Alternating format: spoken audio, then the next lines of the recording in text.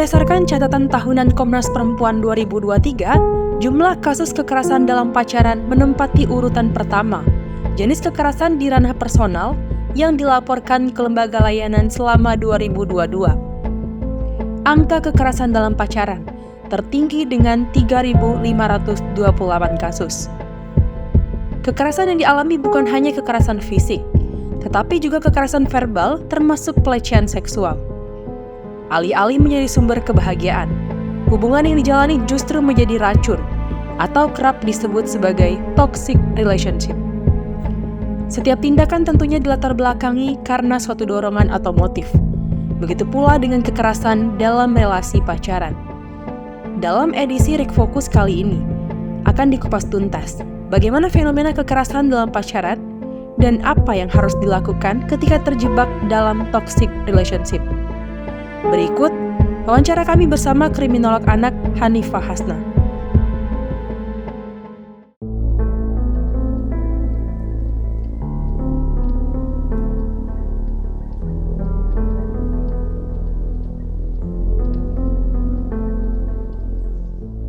Baik, jadi begini teman-teman ya, kenapa ada kekerasan dalam pacaran? Karena ini sebetulnya adalah cikal bakal kekerasan dalam rumah tangga, gitu ya. Apa yang terjadi dalam hal ini? Itu biasanya terjadi antara laki-laki dan perempuan yang dalam status hubungan dekat tetapi belum suami istri. Kenapa bisa melakukan hal itu? Karena ada ketimpangan relasi nih. Ada ketimpangan posisi antara laki-laki dan perempuan. Ya, sehingga menimbulkan diskriminasi, agresi dan lain-lain, dan biasanya korbannya adalah perempuan. Tapi tidak menutup kemungkinan korbannya laki-laki juga, karena banyak sekali laki-laki ternyata yang lemah. Lemah secara apa?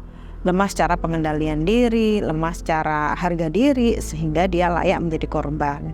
Dan ini sudah sangat menjamur. Anak-anak muda zaman sekarang banyak sekali yang menjadi korban kekerasan dalam pacaran, atau bahasa kerennya dating violence. Tapi mereka nggak tahu atau bingung harus melakukan apa ketika mereka menjadi korban. Seperti itu.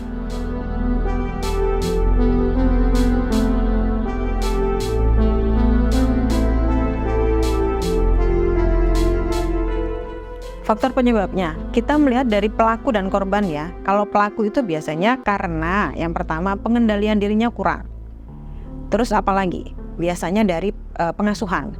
Pengasuhan itu bukan hanya orang tua yang keras, tetapi bagaimana lingkungannya juga seperti itu, gitu ya. Sehingga dia merasa bahwa cara menyelesaikan masalah hanya dengan melakukan kekerasan. Padahal kan tidak seperti itu, gitu. So, apalagi media yang dia tonton. Baik media televisi, YouTube atau yang lain, bahkan games. Karena game sekarang itu banyak sekali yang mengandung unsur-unsur kekerasan. Sehingga mereka merasa bahwa kekerasan ini adalah cara yang tepat untuk menyelesaikan permasalahan. Dan dengan kekerasan mereka menjadi lebih gagah. Artinya kan dia nggak punya jati diri. Sebetulnya menjadi laki-laki itu seharusnya seperti apa sih? Dari situ bisa kita lihat bahwa banyak sekali remaja kita yang sudah siap pacaran tapi sebetulnya tidak siap dalam mengembangkan mental. Sehingga dia nggak tahu seharusnya menjadi pemimpin dari sebuah hubungan itu seperti apa. Si perempuannya pun juga seperti itu. Ini yang menjadi faktor kenapa dia menjadi korban. Antara lain karena dia harga dirinya rendah. Terus masih menjunjung tinggi patriarki. Sehingga dia merasa bahwa dimarahin cowok itu nggak apa-apa, kan dia pemimpinku gitu. Lagi bucin-bucinnya ya. Terus dia merasa bahwa nggak apa-apa, dia kan memang laki-laki, seharusnya dia menjadi seseorang yang bisa menghandle aku gitu ya. Padahal dengan dia tidak tahu apa yang harus dilakukan ketika dia menjadi korban, itu harga dirinya rendah. Yang ketiga, dia nggak tahu harus minta tolong sama siapa karena malu. Karena dia merasa bahwa ini adalah hubunganku, aku yang memilih, aku yang mencintai, aku diapa-apain mau aja gitu loh. Terus apalagi takut kehilangan. Jadi ini kan cinta buta. Ketika kita takut kehilangan, kita mau diapain aja sama pasangan kita mau aja gitu ya, karena saking takutnya. Biasanya orang seperti ini berarti dia kehormatannya rendah, harga dirinya rendah, konsep dirinya rendah, sehingga dia nggak tahu aku ini berpotensi loh untuk mendapatkan yang lebih baik. Aku ini bukan perempuan yang bisa diperlakukan seperti itu loh. Aku ini nggak bisa loh dijahatin. Karena apa? Karena orang tua aku memperlakukan aku dengan baik. Faktor yang lain apa? Kembali lagi ke pengasuhan tadi. Ketika seorang anak perempuan diperlakukan dengan baik oleh orang tuanya, bahwa kamu adalah anak ayah yang paling ayah cintai nak, satu tetes air matamu jatuh ayah nggak terima nak, gitu ya. Kamu adalah dunia buat ayah, kamu adalah dunia buat ibu, kamu adalah harapan ibu, kamu akan membawa sesuatu yang besar untuk keluarga kita. Dia merasa bahwa aku ini berharga, aku tidak layak diinjak-injak, aku tidak layak diperlakukan buruk. Nah, jadi harga diri itu yang kurang dari orang tua, sehingga dia merasa layak untuk diperlakukan seperti itu. Terus apa lagi? Yang tadi rasa malu tadi itu berhubungan dengan jejaring atau pertemanan. Ketika remaja ini pertemanannya tidak baik atau hubungan relasi dengan teman ini nggak baik, ketika dia mendapatkan perlakuan buruk, dia bingung akan melapor ke siapa atau cerita ke siapa, gitu ya. Atau teman-temannya toksik, ketika dia bercerita, temannya justru menyalahkan, salah sendiri kau pacaran sama itu, kamu nggak milih sih, gitu. Sehingga dari situ terjadi kekerasan, dan 40-70% perempuan yang menjadi korban kekerasan itu bertahan, memaafkan, kemudian melanjutkan ke pernikahan. Ini yang disebut dengan bibit dari KDRT tadi itu.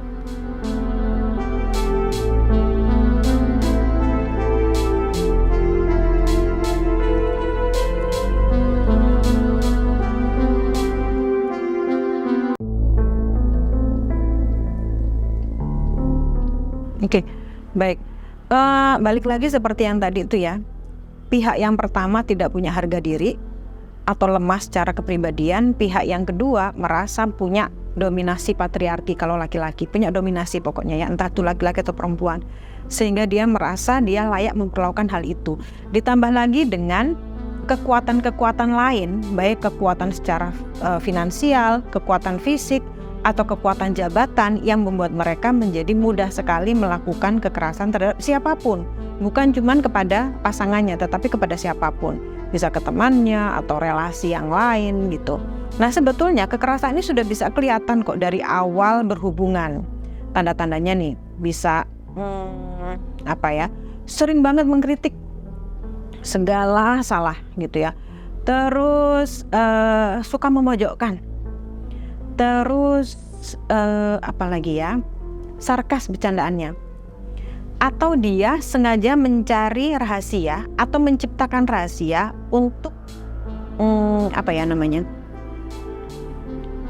untuk mengancam. Dia mungkin pasangannya punya rahasia, kalau nggak punya rahasia dia ciptakan rahasia itu, entahlah video-video yang tidak senonoh atau apa yang digunakan sebagai senjata untuk menjatuhkan. Terus ungkapan-ungkapan yang buruk, perilaku kasar, ketidaknyamanan ketika berhubungan gitu ya. Terus ada pertanyaan, kalau sudah tidak nyaman, kalau sudah diperlakukan seperti itu, kenapa tidak putus aja gitu loh. Kembali lagi, karena dia merasa bahwa dia layak diperlakukan seperti itu.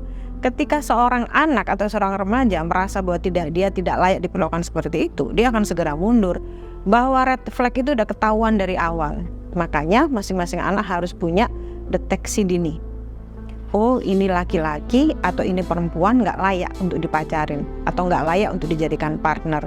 Apa yang harus aku lakukan? Tapi dia ngejar terus. Ya maaf, bahwa hubungan itu adalah antara dua orang. Ketika aku nggak mau, karena aku tidak mau diperlakukan buruk, hubungan itu tidak akan terjadi. Gitu ya.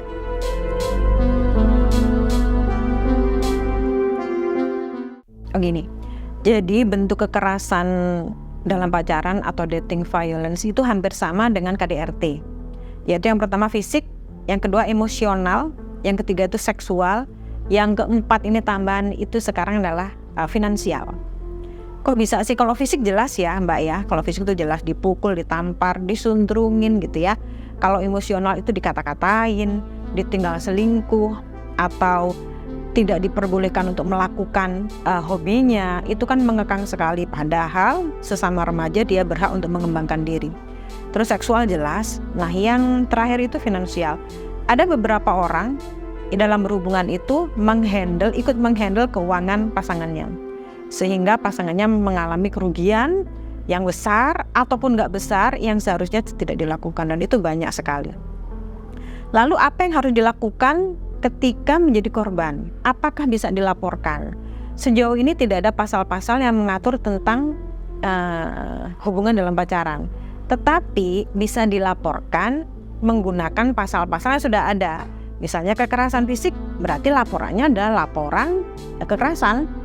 Kalau kekerasan secara emosional, berarti bisa dihubungkan dengan pasal perbuatan tidak menyenangkan. Pasal seksual berarti pemaksaan atau pelecehan, gitu ya. Finansial berarti dilakukan yang tadi itu apa nih? Termasuk dalam kategori apa? Kerugian. Jadi semua sudah ada pasal-pasal, tapi tidak ada pasal yang mengatur khusus tentang hubungan dalam pacaran, gitu. Nah, terus kalau sudah jadi korban, apa yang dilakukan? Ini penting sekali buat adik-adik semua ya. Yang pertama adalah di screenshot biasanya kata-kata atau chattingan yang sudah dilakukan selama ini, karena itu sebagai bukti. Jadi begini, sebuah proses hukum itu bukan dari pengakuan. Jadi misalnya saya dianiaya atau saya sudah dilecehkan sama pacar saya, itu tidak bisa diproses hukum, karena proses hukum itu yang digunakan adalah pembuktian. Jadi bukan pengakuan. Jadi buktinya serahkan, gitu ya, dari foto misalnya habis dianiaya, atau chatting yang menunjukkan kekerasan, terus apalagi ya, video atau suara, voice note, gitu ya. Nah, tetapi sebelum kita melaporkan kepada yang berwajib, yang harus dilakukan adalah membentuk support system. Siapa support system itu? Bisa orang tua, bisa teman, bisa guru, bisa dosen, atau LSM setempat yang concern di bidang perempuan dan anak, gitu ya. Sehingga kita ketika melapor, kita tidak menjadi pihak yang justru ketakutan. Karena kebanyakan korban itu tidak mau melapor karena dia takut ancaman yang lebih besar, gitu ya. Sampaikan saja, kamu kalau terus-terusan mengancam atau berlaku abusive, aku punya pasal-pasal yang bisa menjerat kamu dan aku sudah disupport oleh orang lain. Apalagi yang dipersiapkan?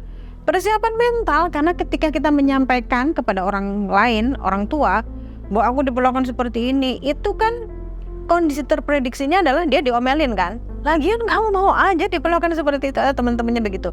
Nggak apa-apa. Yang penting ini adalah upaya mencari solusi. Marah itu hanya awal. Yang penting akhirnya adalah menyelesaikan semua hal terkait dengan ketidaknyamanan yang dialami oleh korban.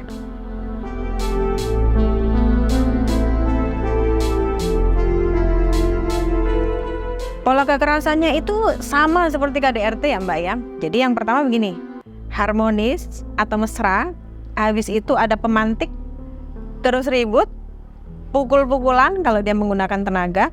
Habis itu biasanya si korban itu memaafkan, karena 40-70% tadi memaafkan ya. Setelah dimaafkan nanti harmonis lagi, dan si korban ini selalu berharap pelakunya ini pasti akan berubah. Karena apa? Ada janji, aku tidak akan melakukan lagi, aku sayang sama kamu, aku tidak bisa hidup tanpa kamu, aku melakukan kekerasan ini karena saking cinta aku padamu, gitu ya.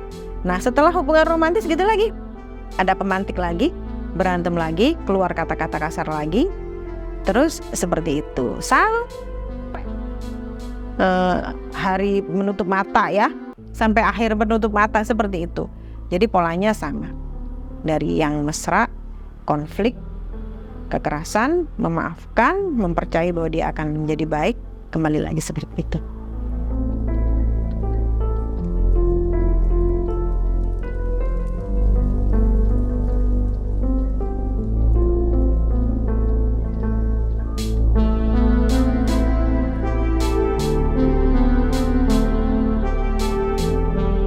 Oke, ini menarik pertanyaannya ya.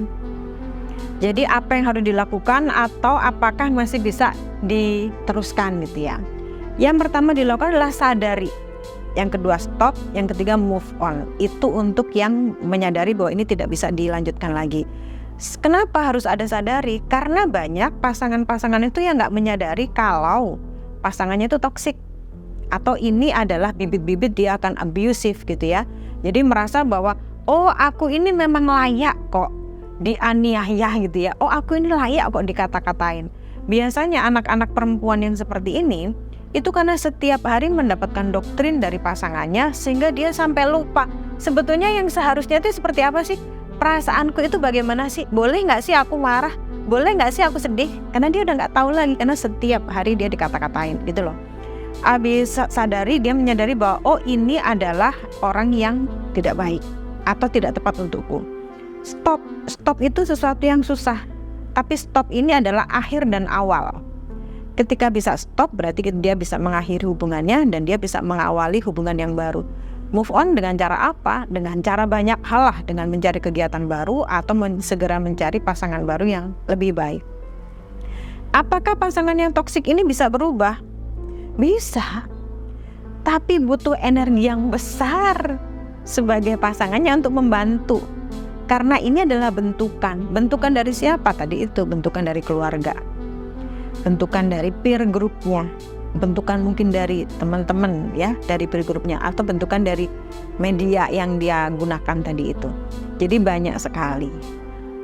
Siapa yang bisa menolong? Profesional mungkin bisa menolong untuk merubah kepribadiannya tadi atau perilakunya.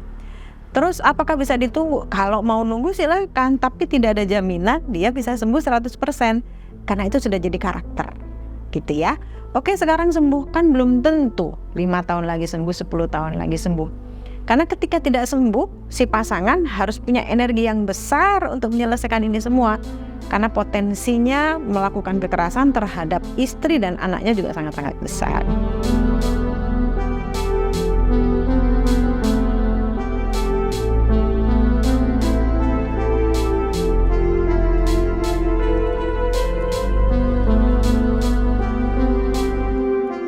Oke, jadi begini, ini untuk anak-anak manapun, untuk orang tua manapun, baik yang anaknya sudah menjadi korban maupun yang belum ya.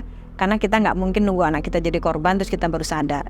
Yang pertama adalah sadari kita punya anak dan kita punya tujuan pengasuhan. Tujuan pengasuhan itu apa? Mengembalikan anak dalam kondisi yang baik kepada Tuhannya ketika nanti. Karena kita pada saat hamil, pada saat meminta anak, kita meminta adalah anak yang paling sempurna. Ketika dalam pengasuhan, apa yang harus kita lakukan? Sebagai orang tua, nomor satu adalah komunikasi yang baik. Karena komunikasi itu menghasilkan 3 hal. 1, anak menjadi dekat. Yang kedua, anak jadi menghindar. Yang ketiga, anak menjadi menjauh. Nah, anak yang sudah menghindar dan menjauh inilah yang kita tidak tahu isi kepalanya seperti apa, ya. Terus sifat sama sikapnya di luar sana seperti apa? Apakah anak ini berpotensi menjadi korban atau menjadi pelaku? Ya enggak, karena sudah menghindar dan menjauh. Yang ketiga, biasakan menerima perasaannya, sehingga anak tahu, oh aku ini ketika sedih, aku diterima kok sama orang tuaku. Kebanyakan orang tua menangkap kesedihan anaknya itu seperti ini. Mah, coba aku kan putus sama cewek gitu aja gitu ya. Terima aja kesedihannya. Oh, kamu sedih banget ya. Sehingga dia tidak merasa kebingungan bahwa perasaannya itu memang nyata. Mah, aku marah banget karena aku diperlakukan seperti ini. Apakah mamanya perlu marah? Mungkin perlu marah, tapi yang pertama kali dilakukan adalah menerima perasaan. Sehingga anak tahu, oh aku gak suka nih sama cowok ini.